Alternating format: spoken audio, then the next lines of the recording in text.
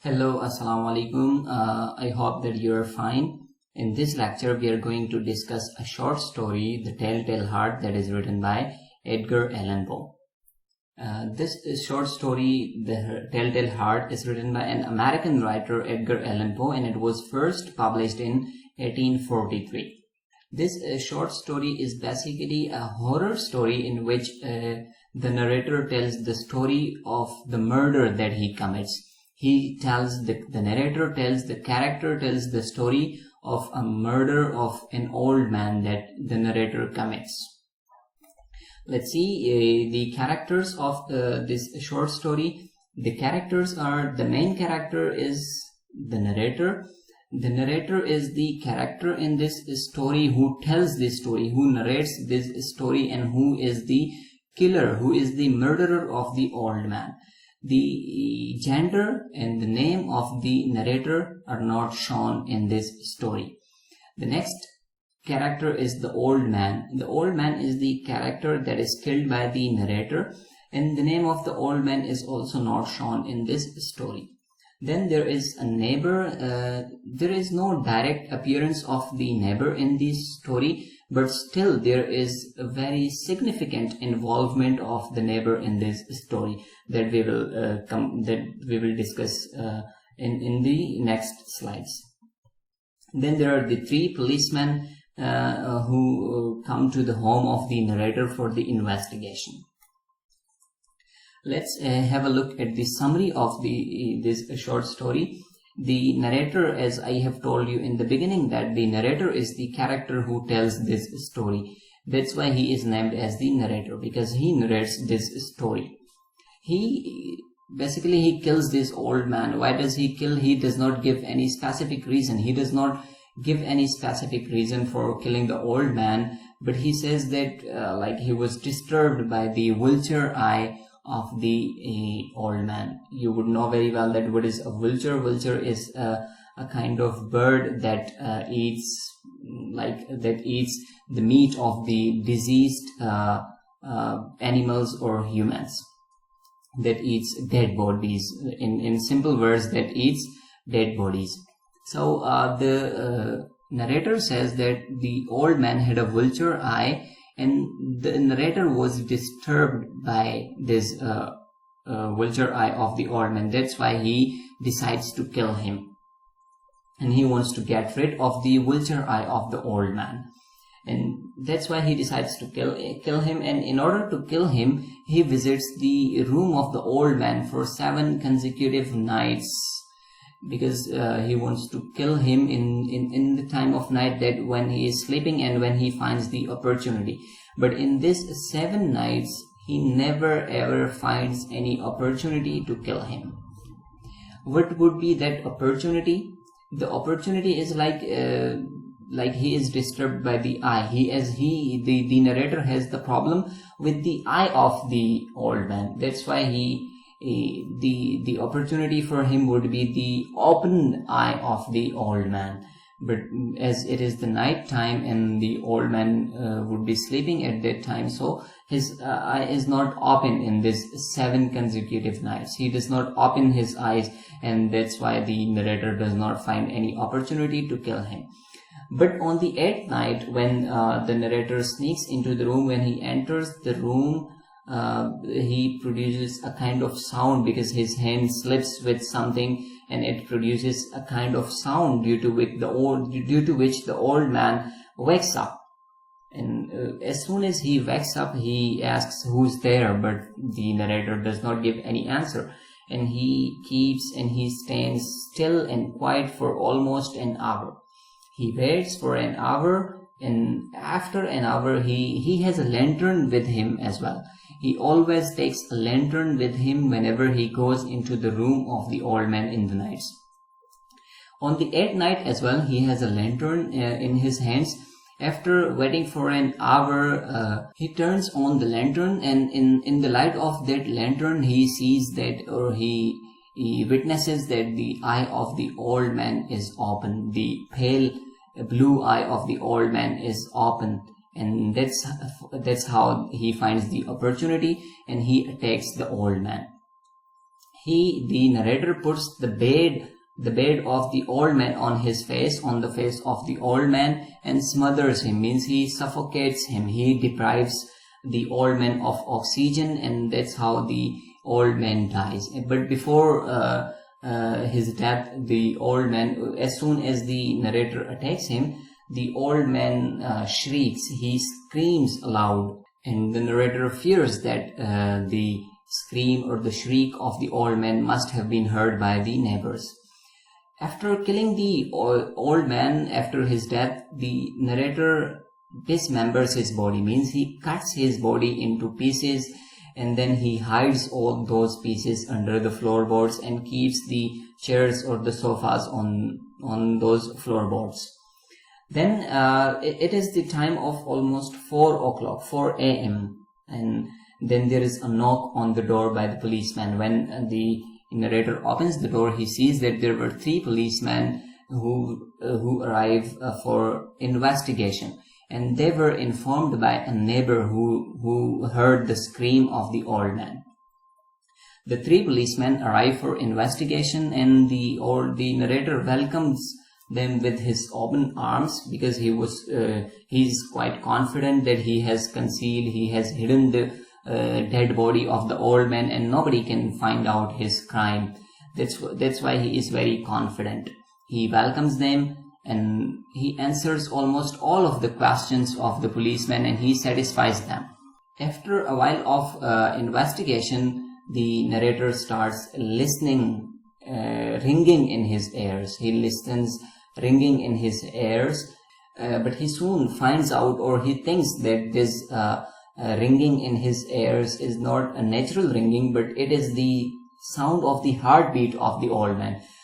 Basically, when the narrator is going to kill the old man, he listens the rapid heartbeat of the old man at that time when he was going to kill the old man.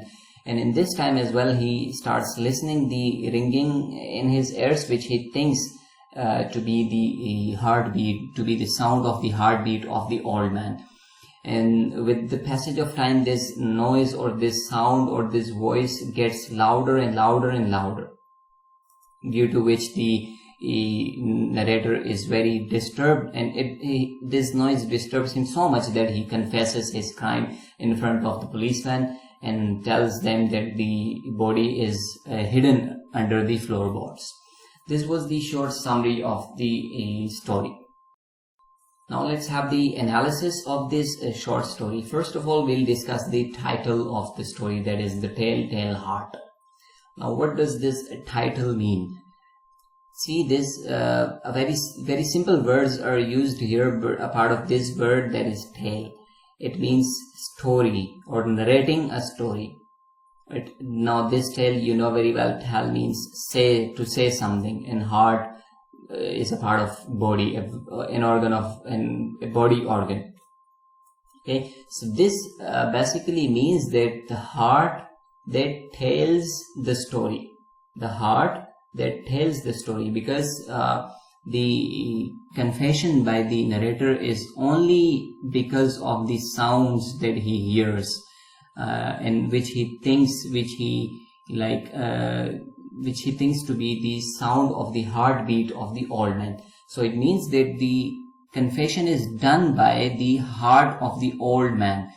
The narrator is compelled by the heart of the old man to confess his crime. Okay, so it means that the story is told by heart. Okay, so that's why the title is named as the TellTale Heart, means the heart that tells the story, that narrates the story. The second point is that the narrator is defending his sanity. He is trying to defend himself as a sane person, as a normal person. It means that he has been accused of being mad, and he is now defending his sanity. How is he defending his sanity? Like in the beginning paragraph, like he says, or he asks the question to the one he is telling the story to, that why will you say that I am mad? It means that he has been accused of being mad, and now he is defending himself as a sane person, as a normal person. Like these are the evidences in the text, you can find out easily. in which you can find out that he defends, or he is defending his sanity. Like he tells so many times that you fancy me mad, or you think me mad, or you call me mad. Madman know nothing means like he is giving the account, or he is telling the procedure or the arrangements or the precautions that he takes for killing the old man, and then hiding his body, or cutting his body into pieces and then hiding his body under the floorboards. He is telling all those accounts in order to prove himself a sane person, telling that a mad person, a madman cannot do all such arrangements, all such or a madman cannot take all such precautions. Like he says almost after killing the old man, if still you think me mad, you will think so no longer when I describe the wise precautions I took for the concealment of the body. Like he is trying to say that the precautions he took for the hiding the body of the old man cannot be taken by an old man. So he is trying to defend his sanity. Now it's not clear, it's not vivid that whom he is telling this story to, but it is obvious that he has been already arrested by the policeman. Now it is possible that he is talking to a policeman, a police officer, or who is there for investigation, means he's confessing his crime in front of the police officer, or he is talking to a doctor, a psychiatrist who has diagnosed him as a mad person, and now this narrator is trying to prove his sanity.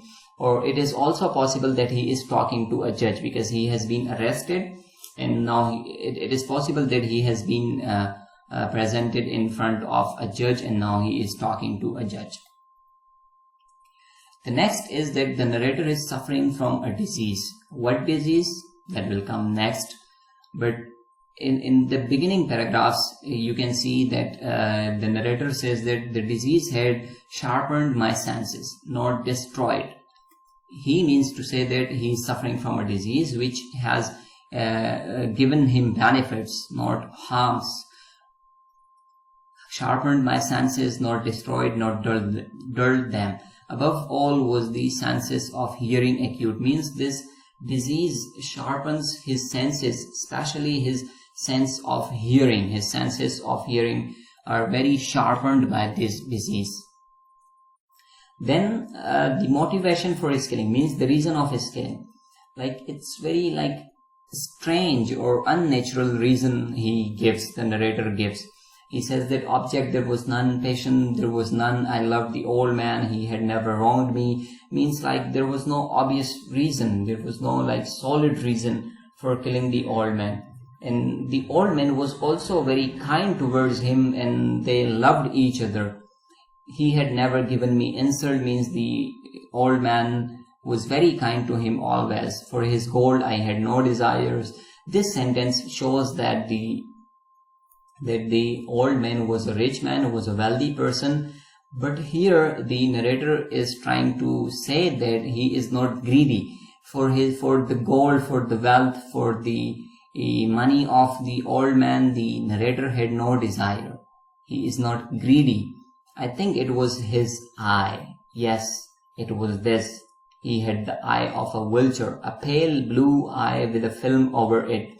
Like the one eye of the old man was a pale blue eye, and there was a film over it.